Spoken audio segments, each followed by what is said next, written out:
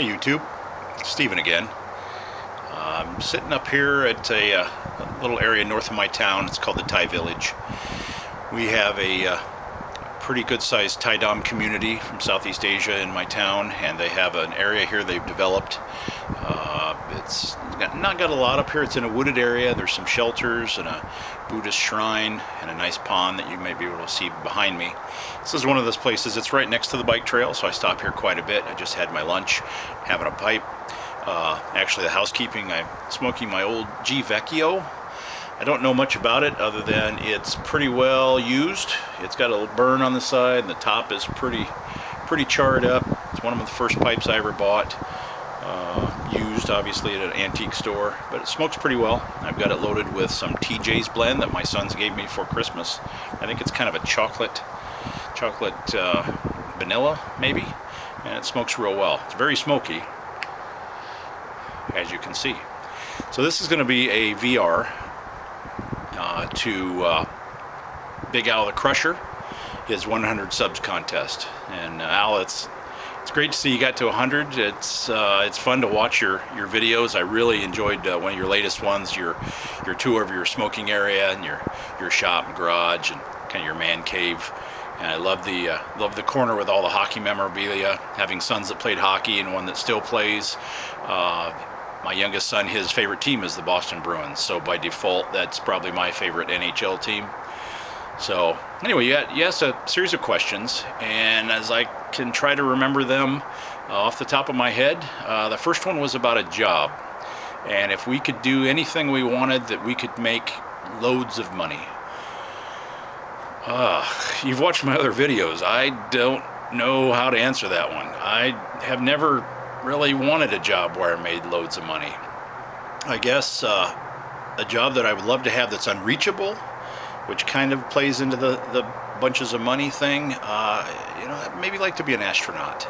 I kind of would like to see this place from another place. It would be nice to travel to space and look back on Mother Earth and see what she looks like from a distance. I don't know if astronauts make a load of money, but I know they make more money than I do. So part two of that question was, what would we do if we didn't care about money, if we didn't make any money? That I can talk about, because that's where I'm at. As I've mentioned before, I'm a bicycle mechanic. We don't make a lot of money.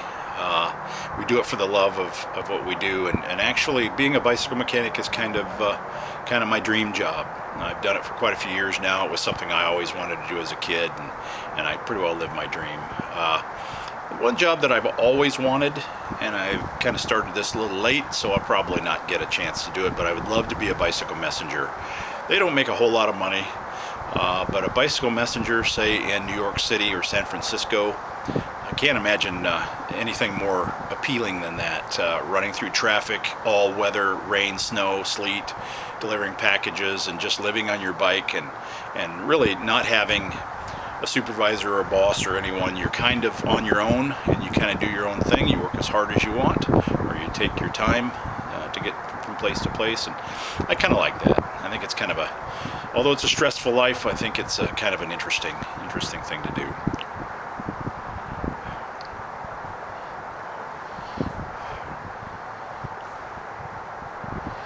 Now we're going to get into a couple of questions that I may struggle with a little bit as well.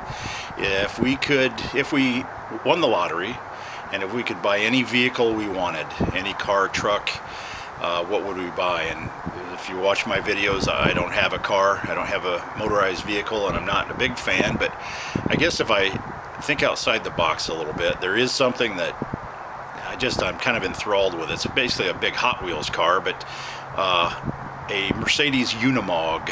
If you've ever seen a Unimog, they use them all over in Europe. It's a great big four-wheel drive truck.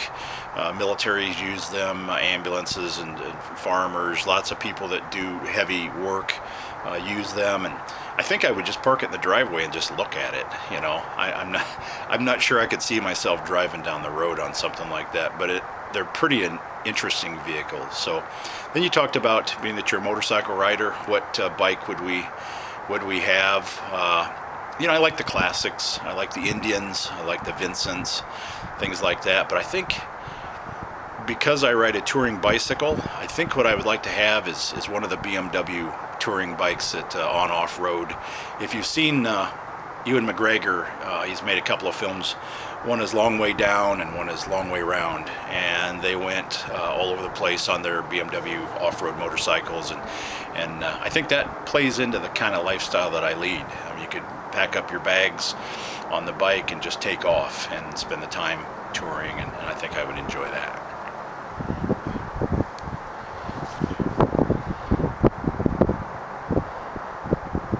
Obviously, if money wasn't an issue, I would have a hand-built bicycle, a handmade bike frame with matching racks and everything like that. That's probably out of my price range because of the last question we answered. Being a bike mechanic, I don't make money to buy things like that, but a hand-built bike would be something I'd like to have. And, the question about if you won the lottery, if we had that big pile of money, where would we have a summer home? Anywhere in the world. And I would have to say the Philippines. I mentioned very briefly in my last video, I have a special person in my life, and she is from the Philippines. And if you've seen any footage or anything from the Philippines, it's an incredibly beautiful place. The 7,000 islands, there are mountains, there's the ocean, you can see beautiful beaches, there's city life, country life. It's just about got everything, and I would love to have a summer home there. It gets extremely hot, extremely humid, but I think that would be a beautiful place to live.